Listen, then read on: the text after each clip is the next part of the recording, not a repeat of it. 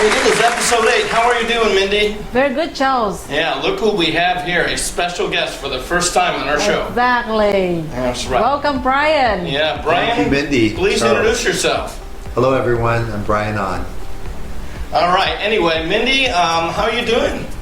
It is Brian, come on now. We need a little bit more introduction than that. I understand you are a banker at UNIONBANK. Absolutely. And Charles, I'm not here to talk about Union and offering first-time homebuyer grants, nor our alternative lending that offers interest only up to 40-year term. But really, I'm here to support the community and really applaud both of you for an amazing show. Thank you for allowing How me. long did it take for you to actually memorize that spiel? That's pretty good. I mean, that's just Practice last night. Thanks to Esther. Brian is a great friend of ours, and we really respect him in the banking community because he's always bankable, let's put it that way, and bondable, right? Unlike us cowboys in real estate, it's always different. But no, we really appreciate you coming on the show, and we really wanted to kind of get a view for our viewers as a type of financing available from a bank opposed to a mortgage company and other sources. So let's, could you give us an idea of, types, maybe on the conventional and jumbo, give us an idea. Absolutely. I believe a lot of the banks, including UNIONBANK, do offer a lot of qualified mortgage, QM, Fannie, Freddie, stuff that's readily available. In addition to that, I think each of the lenders and the major banks have their own strengths. So as an example, UNIONBANK does offer a doctor's program that's specialized, especially during this pandemic time. Doctors. But I'm talking about conventional, and because we'll get to the VA and FHA and other non-conventional maybe type of financing, even maybe a down payment assistance program later. But as far as the difference between maybe conforming, non-conforming, what's the current limits at this point?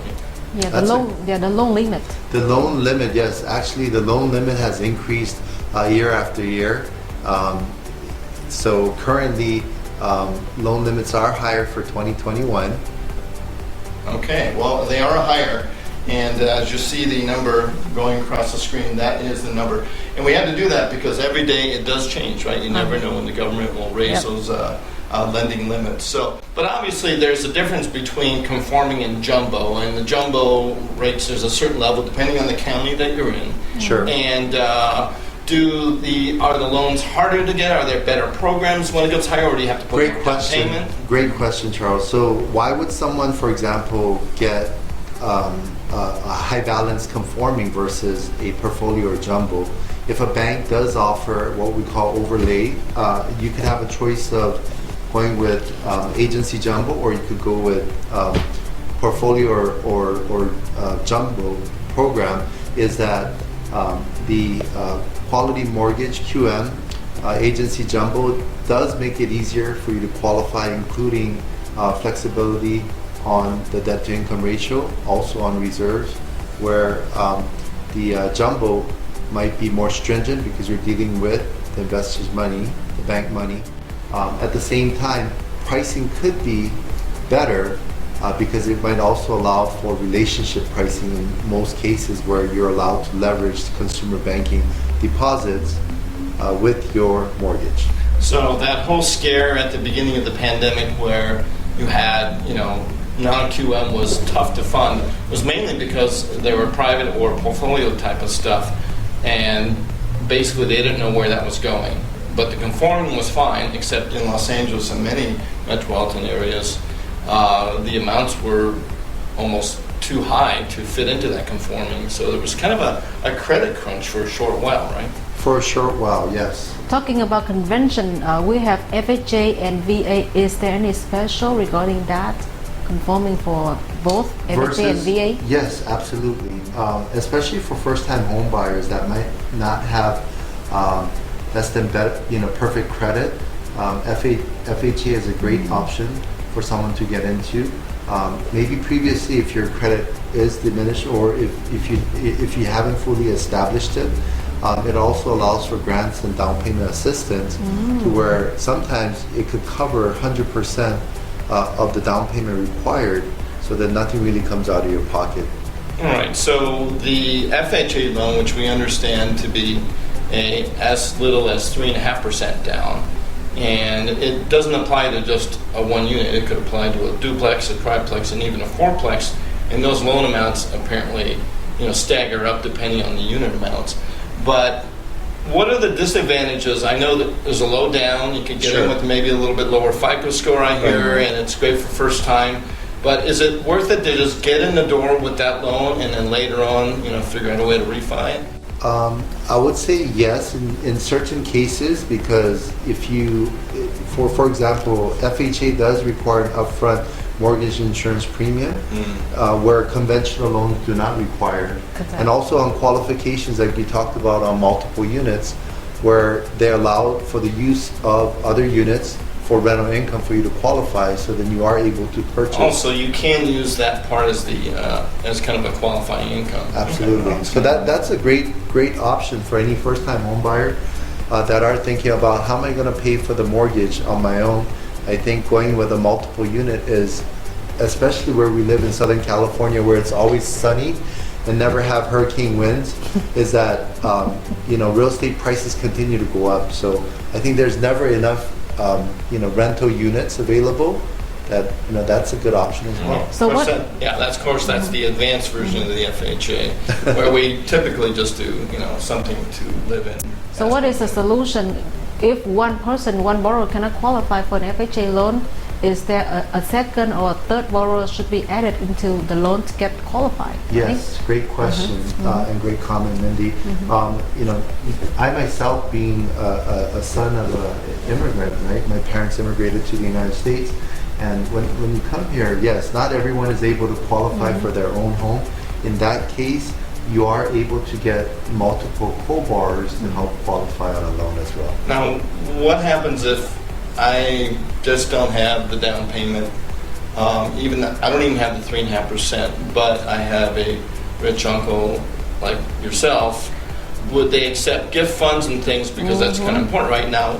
Some people don't have the down payment, but they have people willing to maybe gift it to them, right? So give us an idea. Are there gifting Yes, available? absolutely. Gift funds are allowable. In fact, if you are putting at least 20% down, 100% of the down payment could be gifted. So, we see that a lot, especially in the AAPI community, what we call mattress money.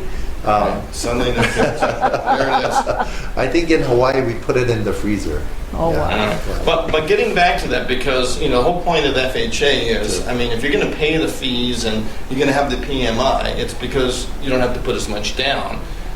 So let's say I'm going to squeak in there with 3.5% down. Can I borrow or get that 100% of that 3.5% gifted? Yes, on FHAs you are able to do that. There you go. So basically, if you figure out now, you still have closing costs, right? Correct. Now, maybe you figure out a way where the seller contributes closing costs somehow. And there's a way to actually get in the door with very little down. Now, you may need some reserves, right? Maybe like a savings and a 401k to kind of offset it. Yeah, sometimes depending on the program and product, but especially like FHA does not require a big reserve. And to your point, Charles, because rates are so low, historically low right now, you could choose rates where there are credits given back to offset some of the fees. So if you look at it that way, there isn't a lot of money that would be coming out of your pocket. So really work with someone who knows what they're doing in the industry, so then they are able to provide you with the best option financially. Right.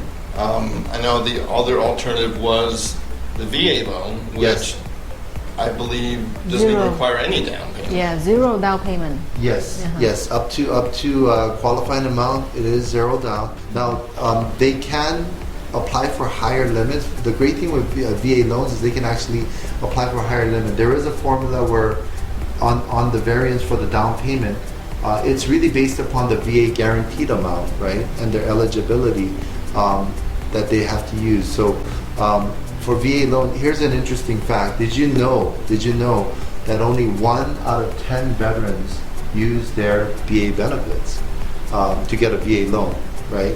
There is a myth out there that, hey, if you go through a VA loan, the process is long, appraisal is more stringent. So, groups out there like Veterans Association of Real Estate Professional, VA Rep, is there to help educate the veteran on the VA loan as well. Yeah, it's just amazing. You would think, for serving your country, the benefits that are allotted for veterans, including the VA loan, should be something that is kind of automatic. But you still do need to qualify income-wise for that Yes. loan, right? Yes. And that's really the key is if you have income to obviously qualify for the loan that you're asking for, the down payments, the costs, that structure could somehow be, favorable to a kind of a low cash kind of situation. Yes. So can I go back into the doctor loan that you just said earlier? Yes. Can you share a little bit more? I Right. heard about just not only doctor, there are like first responder, are they? Like ambulance, Right. like EMT and nurses and police. Yes. Oh, So specifically, the program that I'm mentioning is for medical doctors. However, there are banks and credit unions and lenders out there that do offer professional loans as well. So they have discount or additional benefits or credits that apply to teachers, for example. I know there are lenders that apply for teachers, to first responders, and the doctor's loan again. I think it's a great program that allows for as little as 5% down in most cases, and if they are looking for bigger loan amounts, sometimes it's 10% down. But it's really case by case. I've been doing this since 2004, and honestly, I'm very camera shy. I'm not as natural as Charles or Mindy. But one thing He has a weekly care event for the AOC, so don't they get by? I won't plug that in. It's on Zoom, by the way, at 9 a.m. But what's beneficial is, at the end of the day, if it's beneficial to the client, for them to ultimately purchase a home. Of course, being a homeowner in America is really achieving the American dream. Right. And real estate professionals like you and Mindy make that possible. And that's really why we have this show going on. Right. So Mindy, let's say we get a buyer prospect, right, as a realtor, and we know the first thing we want them to do is to get qualified Exactly, or to get pre-qualified, right. approved, Pre-approved. pre-approved, whatever it takes. But sometimes agents will make kind of a judgment ahead of time going, is this guy easy peasy, W-2, everything, Right. by the book, just a regular job, has some down payment, and maybe that's the kind of person you'd refer to someone that works for a bank. But maybe they're self-employed and, money's coming from 5 different sources and it's hard to just kind of document, and maybe that's where we would go. Well, maybe it's better to go to a mortgage broker where they have more choices from one plate.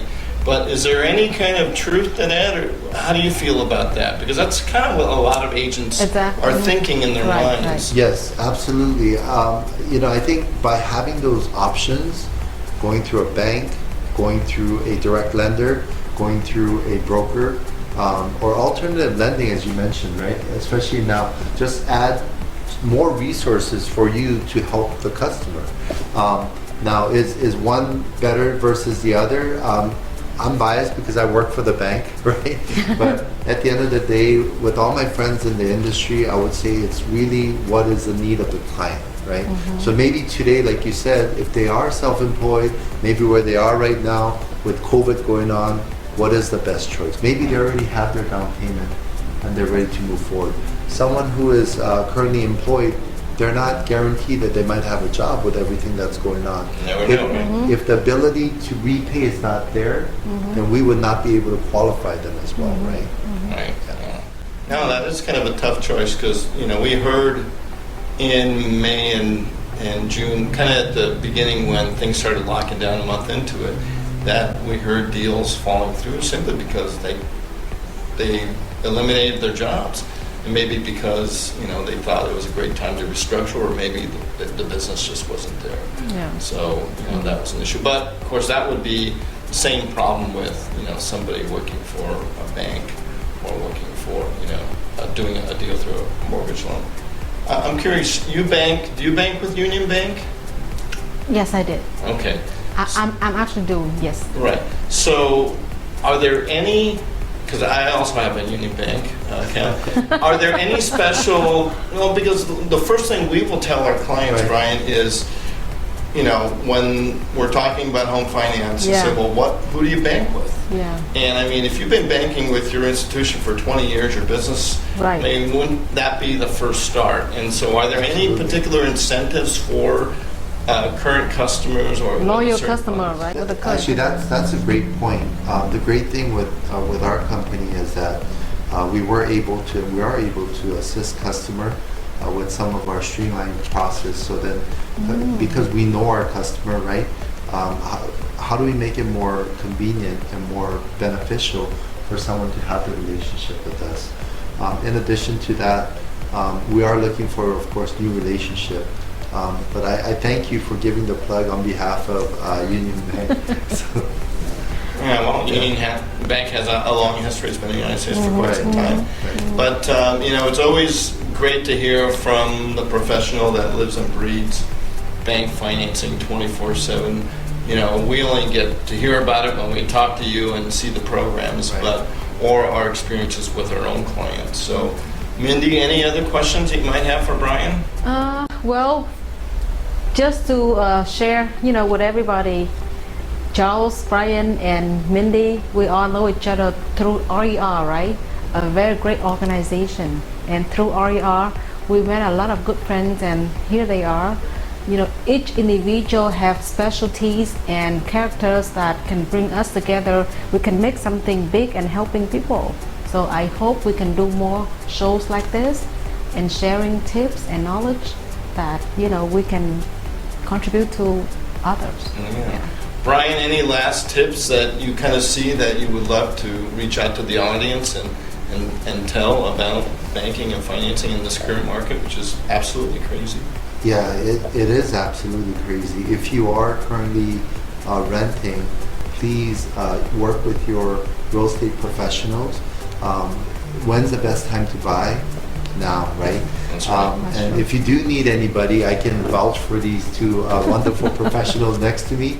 But also during this time, if you are currently a homeowner and you haven't started the refinance process, please do so. And this is not on behalf of the bank that I work for, but really what is beneficial to you, right? At the end of the day, if it saves you money, if it helps you reach your goal, and it helps your family, I think it's the right decision to make. So with that, I'll hand it back to you, Charles. Well said. Well, thank you very much, Brian. Brian from UNIONBANK, really appreciate you coming on the show and showing us your expertise. Wasn't he great? Maybe we should have him every week. He looks so very ready for a vacation. Maybe a nightclub. Anyway, thanks again, Brian. Thank you. Thank you very much for joining us on Mindy's Manic Monday. We will see you next week. Thank you, Charles. Thank you, Brian. Thanks, Thank you. everybody.